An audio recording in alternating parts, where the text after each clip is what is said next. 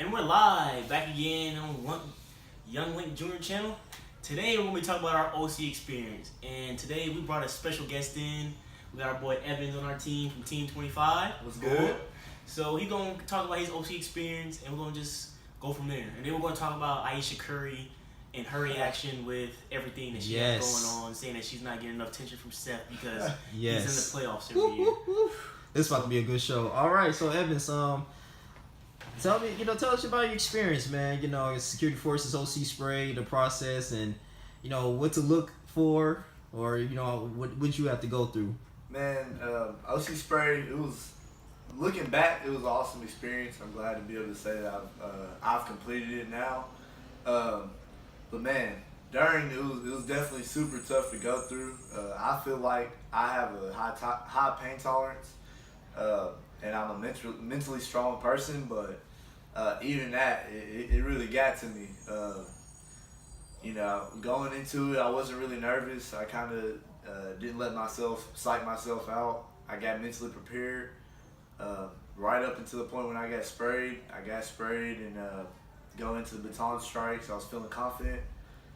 Started burning a little bit, but once that effect of really not being able to open your eyes hit, it was like, man, all right, I'm in it for the long haul now. And from that moment on, once I started having to block strikes and whatnot, fight the red man, and go through handcuffing procedures, it was awful. Worst pain I felt in my life. You literally cannot open your eyes no matter how hard you try. I know both of y'all can agree with that. Yes. It was horrible. It was overwhelming. It was breathtaking, honestly. I want to start a petition to ban that device. Like, I'm looking like they were saying, hey, open your eyes. I'm like, oh my God. Honestly. I gotta go through this. I gotta fight through the low blocks, the high blocks, handcuff. I'm like, I was in so much pain. And just a side note to all of it, the team who went this week, they didn't even have to go through the bags. They didn't have to go through the red man. They didn't have to go through the handcuff processes. Only thing they had to do was get OC sprayed. And go to the water station. And then go to the water station. We had to do the whole course, and we had to wait for everybody to do the whole course. All they did was line up, and we were like, what? Right. I'm like, and my OC experience, I'm going to talk about my OC experience. Well, for the sake of the video, we're not going to mention the sergeant's names, but... Well, yeah, you're going to cut that out. You're good. So for our OC experience, my OC experience was kind of rough. I had been OC before, and my first reaction from OC was okay, I guess, when I first took it. My first time I took it, I ran the course. The course I had to run, I ran it all the way through. But this time, I don't know what this was. Some super OC spray.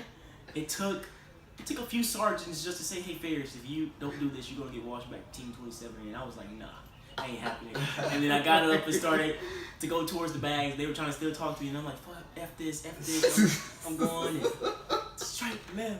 Right. No, kick. and it was I was kind of embarrassed, but you got to be resilient when you're in the military. Yes. And that's what we've been talking about on this channel a lot. We've been talking about the resiliency of being in the military. And me pushing through that just shows that I have resiliency to continue to push through the tough things, even though I don't want to do it. Because trust me, when they said we had to get OC again, it just went back to nightmares to the first time I got OC, and I was like, no, that's not me. Yeah, it was. You're right, man. Like, resiliency is extremely important, man. Back in BMT, they was talking about this. Like, that's an essential skill that you need to use in order to be successful in life in general. And so that's what I learned a lot. Being OC spray, I was like, dang, man, like, I can't quit. I might as well just keep going. Like, but every time it said, remember, you're in pain, but don't quit. Go through it. You might as well get a reward from it. And that stuck in my mind for the most part. I was like, I'm gonna get through this. I didn't catch 2 planes to come to Texas and fail, so I'm gonna do the best I can. So, but those who go into this career field, just be prepared for that. It's it's really not good. Now, some people actually didn't have a negative reaction to this. That's true. I'm looking like, wow. Yeah. That was the lucky one. Yeah, I'm like, okay, like, so, but it was all right. We got through it, so I know next time, like, hey, if I want to spray somebody with that, hey, they're gonna feel some pain. Yeah, the only thought that came through my head was like, My face is on fire. Started praying, bro. I look like I'm in so much pain. Like, you know how you in so much pain, you get mad. Like when I had to fight the red man, I was just so angry. I was like, get down, get back, get down, get back. I was, oh my god, I was so forceful. But All right, so you want to go to the got our next certificate, one? yeah, man. So Aisha Curry, man. So. man. I did a little research on this. Everybody on YouTube is talking about this, so I know I'm gonna have you guys go your opinions, but I'm gonna say this too. Thing is, she was going in an interview and they was discussing about how she felt about being married to an all-star or being an NBA wife. It was okay. And Aisha Curry, she has her own cooking show. She has 3 children. Stephen Curry has provided her with this lavish lifestyle over the years. I mean, he's a really good Christian man. I mean, I don't know him outside of that, but the way he displays himself and carries himself on the court, I mean, he do things in the community, and he's just a great, awesome basketball player on top of that. And the fact that, Aisha Curry saying that, well, I don't get enough attention from other men, I'm looking like, well, you're married, and you should be looking for attention outside your husband, because when you're married, that's a spiritual contract between you and your spouse. All right, let me weigh in on that. But what do you think about that, Ferris? Like, is Aisha Curry wrong, or is she just losing her vision as of being a wife? Okay, disclaimer, viewers. I know you all guys say I'm the most negative one on the channel, but let's just say this: when you're living the lifestyle that she has, what do you have to complain about? What is there to complain about? I mean, you're literally. Your husband making freaking 100 mil every year. I mean, you have like you said, you have your own cooking show. You have 3 beautiful children. I mean, you have a whole house that's paid for. You got a car that's paid for. You have to pay for nothing. I mean, there is a lot of people out there who will want the life that Aisha Curry is living right now. I kind of feel like she's being a little ungrateful as a wife because of the blessing that she has been given. Because I mean, Steph's not a bad guy. You don't see him out here like other NBA stars who out here beating on their wives or going to jail for domestic violence or some stupid stuff. That's not going on. I mean, he's there.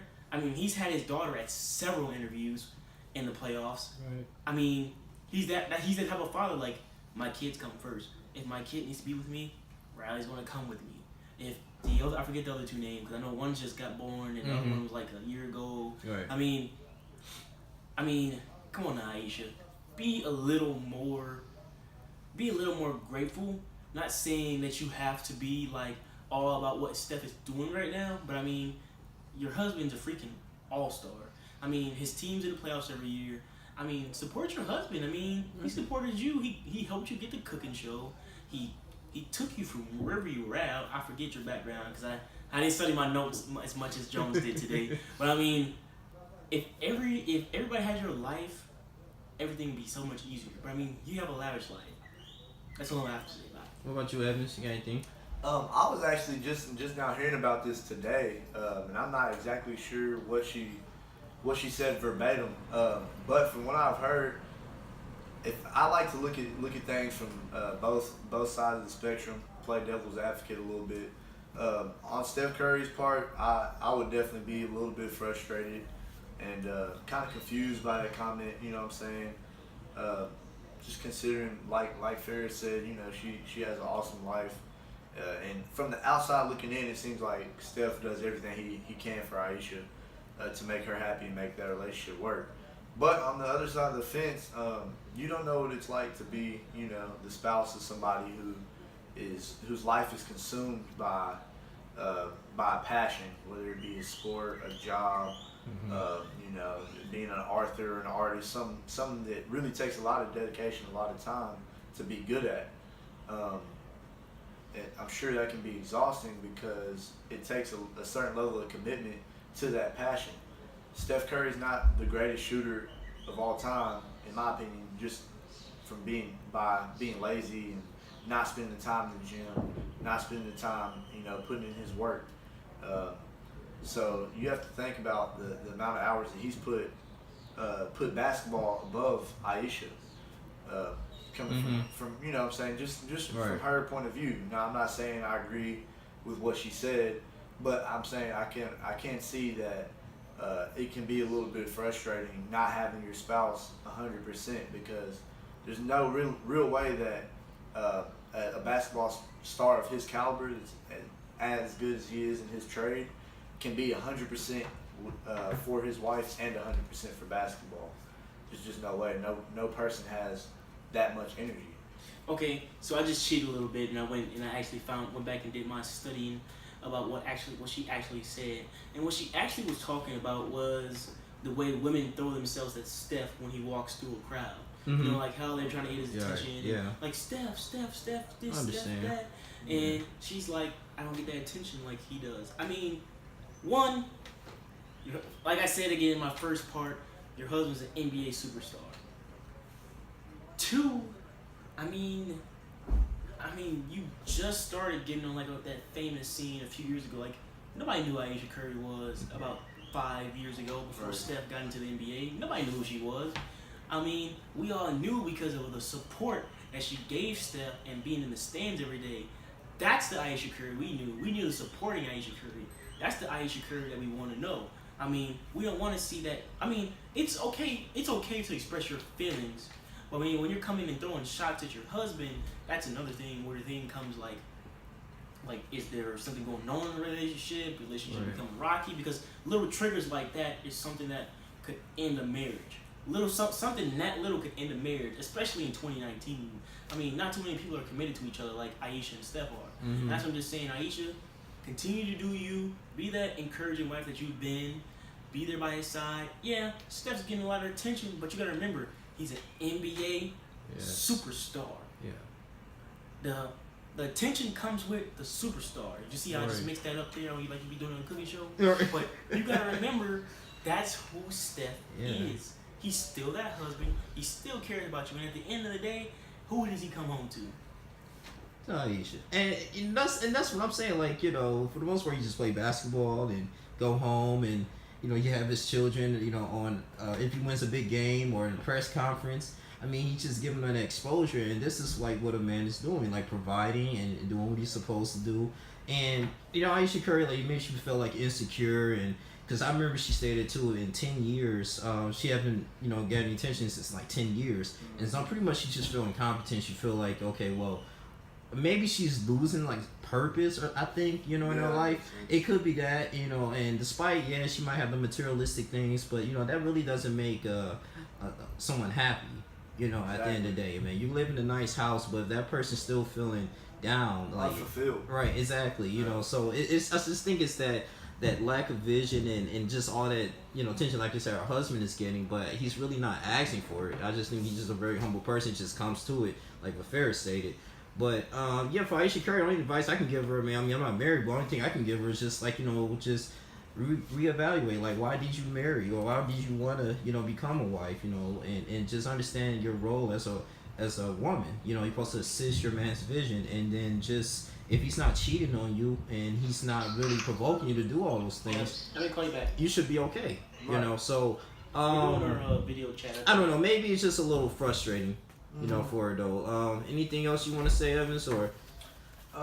Yeah, I just say, you know, you gotta, for the viewers, like this. Yeah. This certain topic is one of those things where, you know, nobody's in a clear wrong or a clear right. Mm-hmm. You just got to make sure that you're looking at the perspective of multiple people, because, like you said, money and material things does not define happiness. And for somebody to kind of be in that position that she's in, where she's been given everything, and from on the outside looking in, everybody's thinking, okay, she has a perfect life that everybody would like to live. But you never know what she has going on internally, and it's just good to think about that whenever you know, make certain judgments about people. True. All right, so we're gonna wrap this up here. I mean, Evans, what we usually do is when we have guest people on the show, we usually like, you got your Snapchat handle, Yeah, any social or Instagram media, handle, like where people can find you at. Yeah. Okay, yeah. My Instagram is no dot underscore dot and then you can find me on Snapchat, Noah underscore Evans 21 on Snapchat. Good. And This is your man Fairs, and that's Leon Link Jr. And that's it, folks. All right, thank you guys. You know, I'm gonna have their social media in the description box. You guys continue to like, comment, subscribe. I'm gonna have more videos. It's been kind of busy this week. I know I usually do videos every day, but we gonna get better. The military's been very, very hard right now because we've been so busy. But I appreciate you guys tuning in. Like, comment, subscribe. You guys take care. We out.